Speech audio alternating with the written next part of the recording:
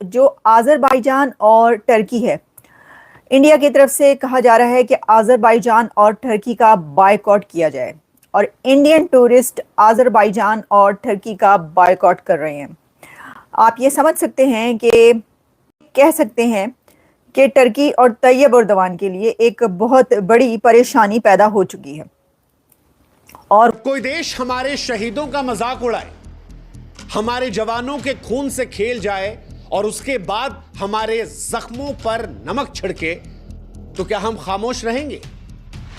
तो जो आज़रबाईजान और टर्की है, इंडिया की तरफ से कहा जा रहा है कि आज़रबाईजान और टर्की का बायकॉट किया जाए और इंडियन टूरिस्ट आज़रबाईजान और टर्की का बायकॉट कर रहे हैं। आप ये समझ सकते हैं कि कह सकते हैं कि टर्की और तैयब उर्दवान के लिए एक बहुत बड़ी परेशानी पैदा हो चुकी है और वो बहुत ज़्यादा इस वक्त एक ऐसे शिकंजे में फंस चुके हैं तैयब उर्दवान, जिससे वो कैसे निकलेंगे, क्योंकि अब उनकी इकोनॉमी को बहुत बड़ी डस पड़ने वाली है। आपको पता है कि टर्की और आज़रबाईजान ने पाकिस्तान का साथ दिया है इस इंडिया और पाकिस्तान की वॉर के बीच।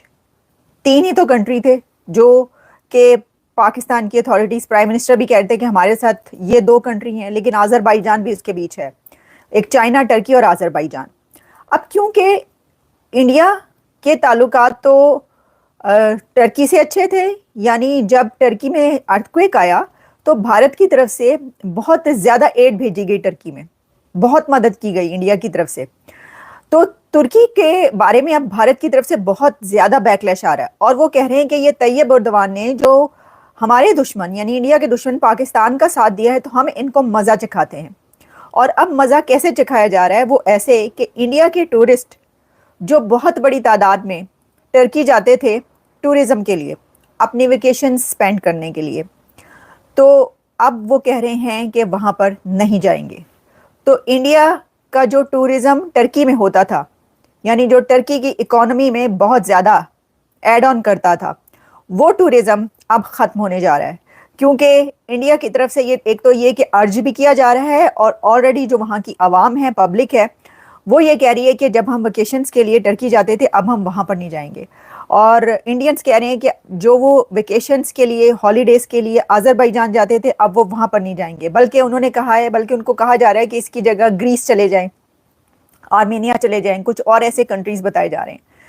तो ये मैं आपको, अगर आप ये सोच रहे हैं कि जी ये कोई इतनी बड़ी बात नहीं है, ये तो छोटी मोटी बात है, नो, अब मैं आपको ये बताती हूँ कि ये कैसे बहुत बड़ी बात है। कितना बड़ा टूरिज़्म जो है वो टर्की को मिलता था इंडिया से, और कितना ज़्यादा टूरिज़्म होता था आज़रबाईजान में भारत का। अगर हम जब देखते हैं ना इंडियन टूरिस्ट कितने जाते हैं आज़रबाईजान में, तो आप ये देखिए कि 2024 में कहा जा रहा है कि कोई 2.5 लाख के करीब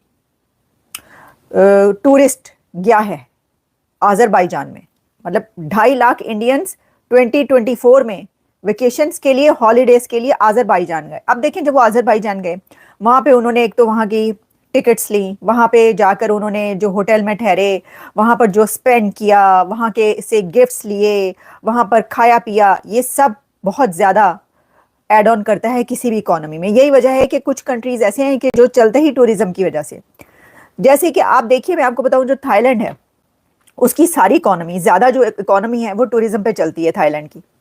और फ्रूट्स, वैसे उनकी एक्सपोर्ट्स फ्रूट्स हैं, मशीनरी है, कुछ और ऐसी चीज़ें हैं, लेकिन कुछ ऐसे कंट्रीज़ जिनका टूरिज़्म, अब टर्की में बहुत ज़्यादा टूरिज़्म होता है, लेकिन आप देखें दुनिया की सबसे बड़ी पॉपुलेशन इंडिया, 1.5 अरब की आबादी, जो किसी और कंट्री की इतनी पॉपुलेशन नहीं है। अगर वो पॉपुलेशन का 20%, 30%, 50%, मेरा तो ख्याल है सबके सब जो 2.5 लाख वहां पर गए हैं, तो मेरा ख्याल है कि कोई 50,000 शायद, बल्कि मुझे तो लगता है कि 2.5 लाख से ज्यादा जितने भी लोग वहां पे जाने की कोशिश कर रहे होंगे वो अब नहीं जाएंगे।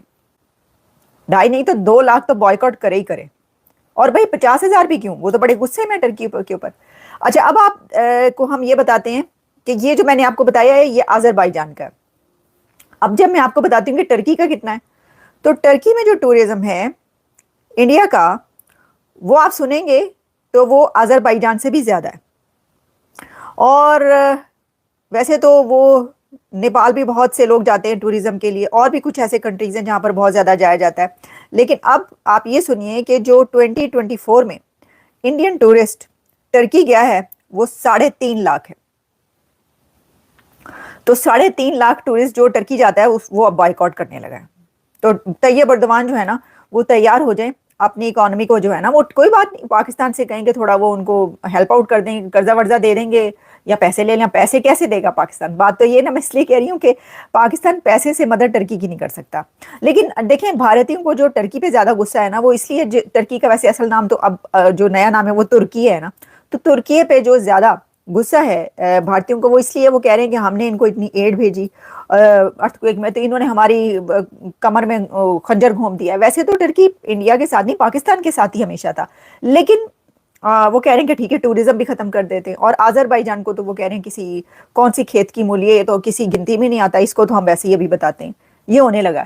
तो वो कंट्रीज जो कि इंडिया के साथ थी इस जंग में और पाकिस्तान के खिलाफ थे, ये 2-3 बड़े कंट्रीज, उनके खिलाफ अब ये होने जा रहा है। अभी देखें कि क्या चाइना के खिलाफ भी कोई बड़े स्टेप्स लेने लगा इंडिया, क्योंकि चाइना के कह रहे हैं कि असलहा यूज हुआ है, वेपन्स हुए हैं, और कह रहे हैं कि जो टर्की है उसने बहुत ज्यादा वेपन्स दिए हैं, बहुत ज्यादा असलहा पाकिस्तान को दिया है और वो इस्तेमाल भी किया जाता है, और टर्की ने दिखाया भी है। यानी इस तरह की चीजें भी सामने आई कि छुप के नहीं दिया बल्कि सामने दिया है। जो भी हुआ है उसके बाद ये आप समझ लें कि ये आफ्टर इफेक्ट्स आ रहे हैं ये जंग। कोई देश हमारे शहीदों का मजाक उड़ाए, हमारे जवानों के खून से खेल जाए और उसके बाद हमारे जख्मों पर नमक छिड़के, तो क्या हम खामोश रहेंगे? कब तक हमारे जवान मरते रहें और हम चुपचाप उनके यहां घूमते रहें जो हमारे जवानों को मारने के लिए हथियार भेजते हैं?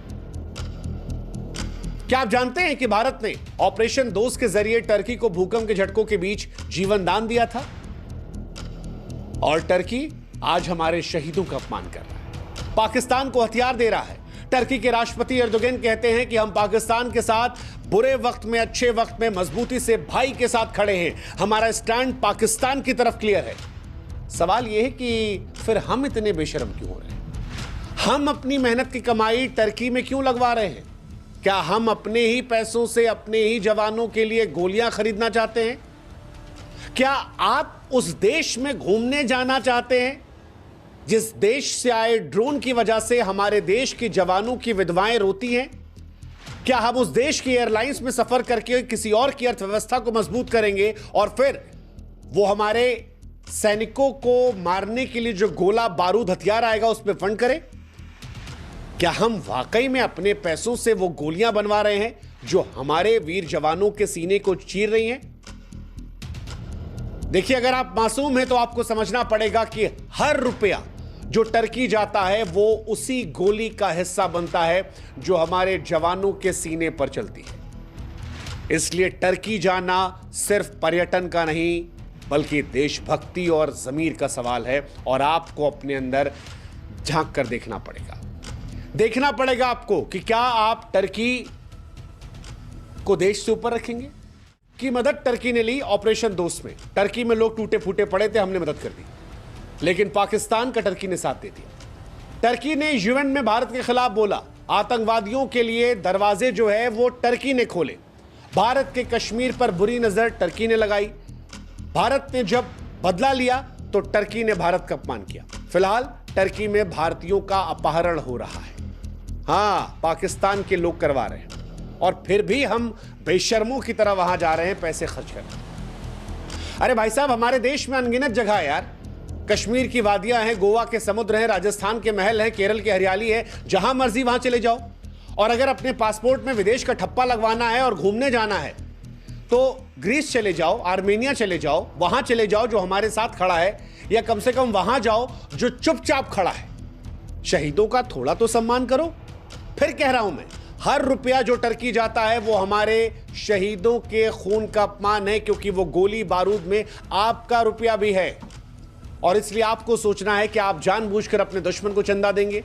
क्या आप वहां छुट्टियां मनाने जाएंगे जहां पर भारतीयों के पैसे से भारतीयों को मारा जा रहा है? और अब तो टर्की में भारतीयों को भी पकड़ पकड़ के मारा जा रहा है।